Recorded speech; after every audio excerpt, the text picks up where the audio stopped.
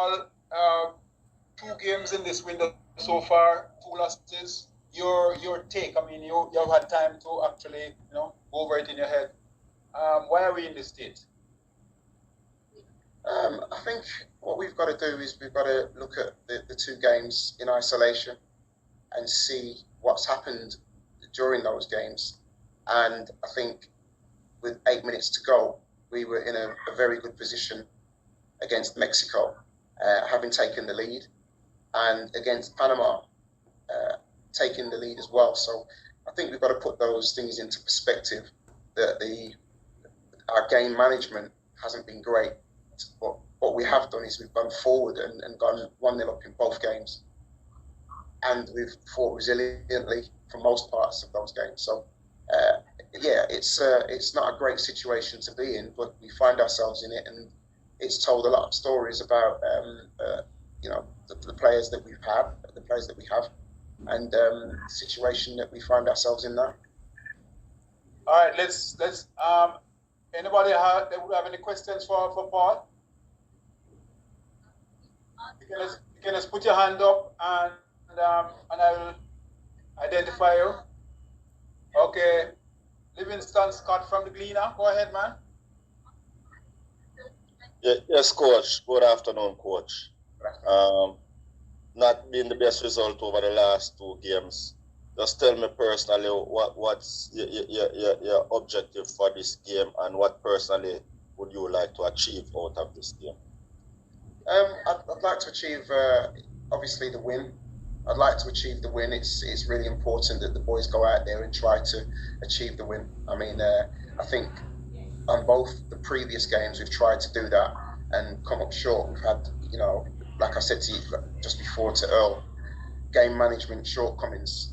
I'd like to see us manage the game a lot better, especially if we go in front, and manage the situation where we don't allow teams to come back into it. So I'm looking for a performance, and I'm looking for the team to manage games better, and improve in that area, and just be a little bit more on the front foot. We were on front foot for the first part of the game, and then allowed Panama to come into it. So I'd like to see more periods where we're on the front foot, especially being at home. Any plans to make any sort of adjustment based on the last 2 games that you have seen? Well, we're always looking at strategically, obviously there's things we can look at without letting out too much information for the opposition. Yes, there are things that we can change. We can change the shape, the structure of the team. Also, we can change the personnel.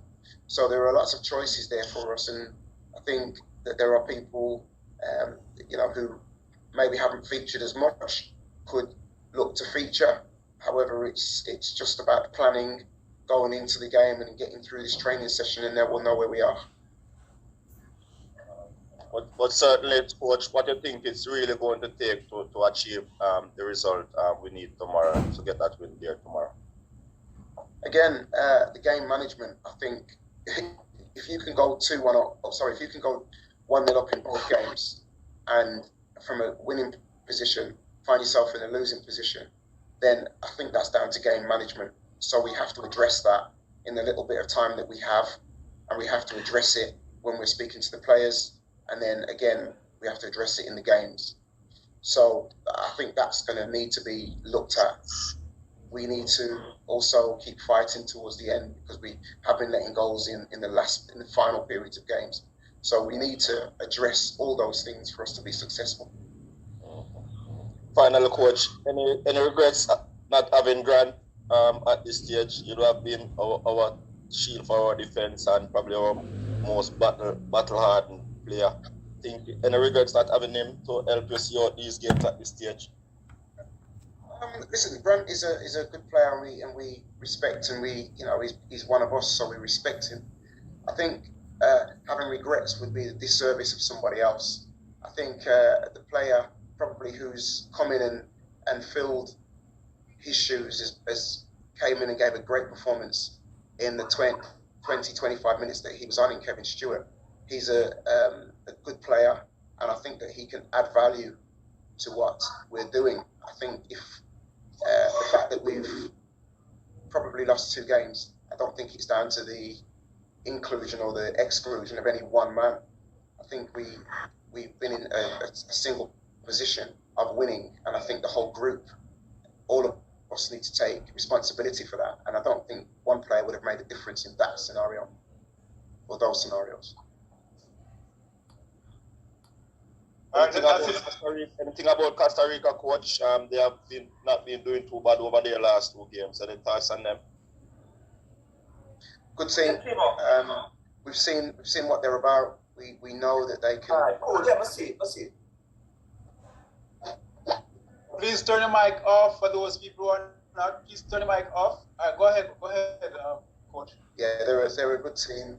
You know, we've the one good thing about it is we know what they're about. We've played them many times over the last, 6 months, 7 months. So we know what they're about. We know what to expect. So hopefully we can get on the front foot being at home and really take the game to them. All right, thanks, coach. All the best. Thank you. All right, let's go to Job Nelson. Job? Yeah, sorry about that a while ago. Coach, we haven't been able to successfully keep possession of the ball for any period of time. What do you credit this to? And without giving too much, I don't know if you want to say this before the match, but I would appreciate something. How do we fix that? Well, I think that when I don't like to make excuses at all. However, when you look at a makeup of a group, and if you were to look at the first group that I had against Peru, I had 7 days with those guys implementing a philosophy and a style of play to a group of young players who were very much open and bright-eyed to the ideas. And we had spent a lot of time together. It's very difficult to have players from different areas of the world come in and find a style of play that quickly to get them to have possession against a team or 2 teams that are very, very good at having possession of the ball. We can only try to emphasize that we want them to have possession, want them to relax with the ball, want them to spend more time on the ball. And, that's in the plan. And if the game throws up a different plan, so to speak, scenario, then those players will execute it as they see fit. Now, yeah, we want to possess the ball more, but we want to win the game as well. And sometimes winning the game becomes more important than how we play because we want 3 points and there's so much pressure involved. Again, we'll do it in training. We'll try to encourage the players to keep the ball because that's the way how I want to see the game played. However, it's very difficult in a short space of time to achieve that. All right, follow-up, coach. We are in a very precarious situation. We are almost out. But how do you motivate the players to keep going in the game for the game tomorrow, so that we can get the ultimate from it? Like I said before, we've been 1-0 up in both games. There's something that we're doing. We're planning. The planning. I'm perfectly happy with the planning. We've gone in games. We've covered every angle that we can cover from a planning perspective. We want to give the players as much information as we can going into the game, and we just got to remind them that in both games they've gone ahead, and to keep the same approach. They've managed pressure situations very well. When Damien Lowe got sent off, we couldn't legislate for that. However, the players, they really fought hard for that, which is another difficult thing to achieve when they're not used to being with each other that much. And it's just about making sure that we go and play for pride and really try to represent the Jamaican people and see what they want, and achieve what they want, and play for themselves as well. So I think the players will be up for it tomorrow for sure. All right. Is that all, Joe? Yes, sir. But no. All right. Anybody else? Is that? Anybody else with any question for the coach? You could just go ahead if is that Mr. Burnett? Go ahead, man.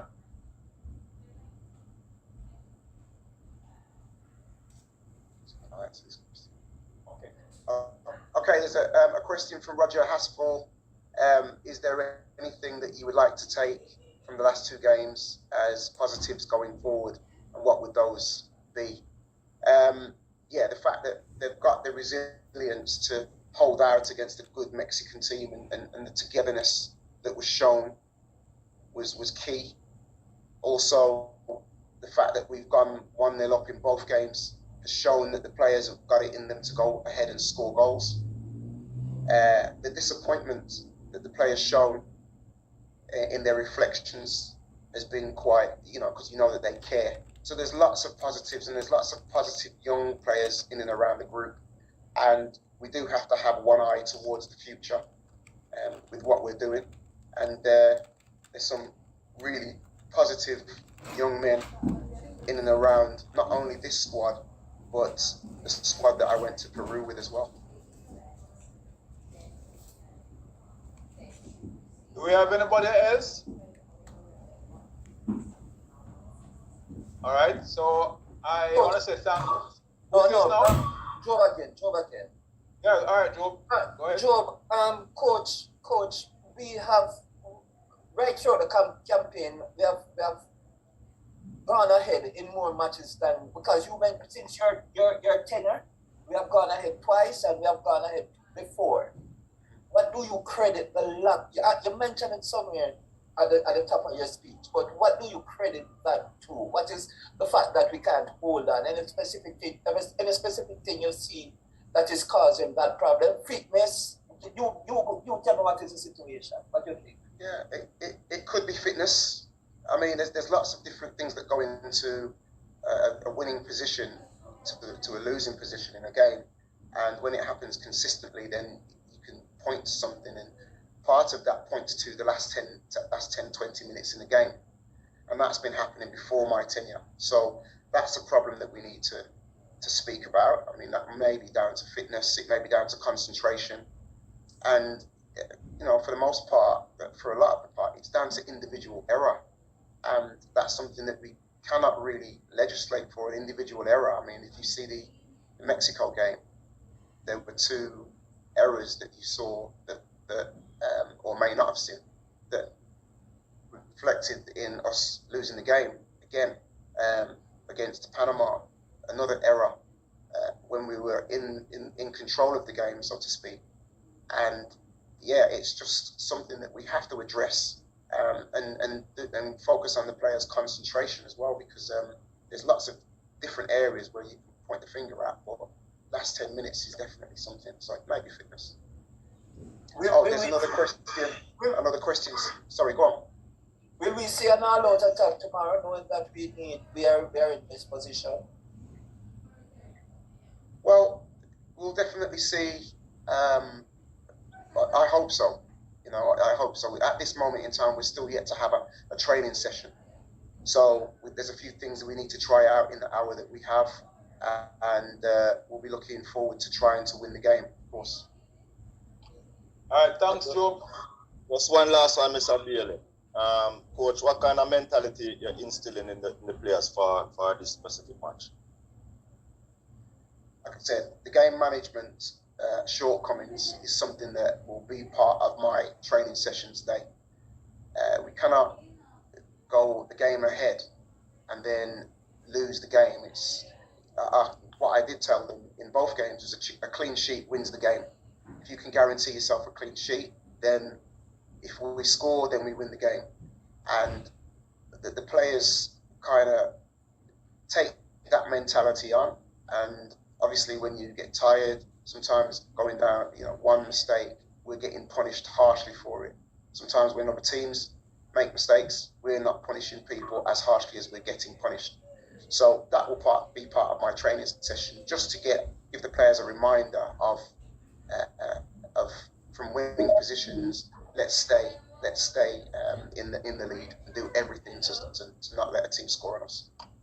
All right, thank you, sir. Let's move now to Daniel Blake. Daniel, talk to us. Hi, afternoon, Coach. Two things. Are you concerned that in the next set of World Cup qualifiers, if we're out, that the president said that we may have to refrain from calling UK-based players to the team to save money? Are you concerned that you won't be able to pick your strongest team going forward? I'll let you answer that question before I ask my second one. Okay, so I think what happens is we have to reflect on all our performances, including me and my performance.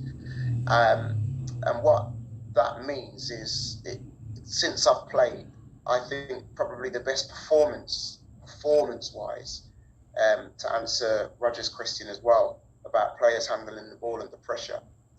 A lot of good performances have come from the Peru squad. So yes, if we can't call on players from there, this is going to be a long-term thing where there's going to be a certain rebuilding have to go on at some stage, and we've got to see it that way. Like we say, if we can't call, that we can only operate under the constraints that we're placed under. If we can call players who add value to what we're doing, excellent. But if we can't, then we just have to operate under the constraints that we're operating under. Follow-up question, Daniel? Yeah. My last question is Darren Mattox, national striker, on his Instagram. He has been implying that he should have been part of the team. Two players, O'Neill Fish and Javon Watson, who have been a part of recent squads, basically agreed and suggested that some team selections have almost divided the team. So I'm wondering, what are your thoughts on that? Well, you cannot. I mean, like, I haven't seen the social media that you're impressing on, so I don't know what context that's in. So it'd be unfair for me to comment on that and comment on anybody's comments on the squad that's been picked. You can only pick 23. The 23 that we have picked have, we've learned things about the people and the players in the squad. So you can only pick those people and look to move forward from there. There was always going to be people who were disappointed, and always going to be some people who were happy with their selection. So it's something that we've gained a lot of information from it. I mean, like I said to you before, I cannot speak on the social media comment because I don't know what context it's in, and I think it's unfair to comment on any of the comments that's been made. All right. Final question from Ryan Peter. Final question. One question. I will let the coach go. All right, thank you. You had mentioned the rebuilding process. I just wanted to get your thoughts on that. What does that look like for you, whether you're still involved or whether from an outside perspective? Well, yeah. I mean, like you say, for me, I'm in here for the long term, and my focus is very much on getting Jamaica to play a certain way, getting Jamaica to produce young players who can play anywhere in the world, and obviously play here and be good enough for the national team to play at international level. So you have to rebuild. You have to rebuild that focus and those types of players. And there are players that are here. The players at Peru showed you that, and there's players in this squad that have shown that they can play at the level. It's about sorting through those players and seeing which players can come in and add value. And that's the thing. When you rebuild, you have to rebuild by adding value to what you've already got. All right. Thank you. Reggae Boys Commentary. Like, share, and subscribe. You ready? Reggae Boys Commentary. Subscribe, like, and share. Yes, Reggae Boys Commentary, like and subscribe, yeah? Reggae Boys Commentary, like, share, and subscribe.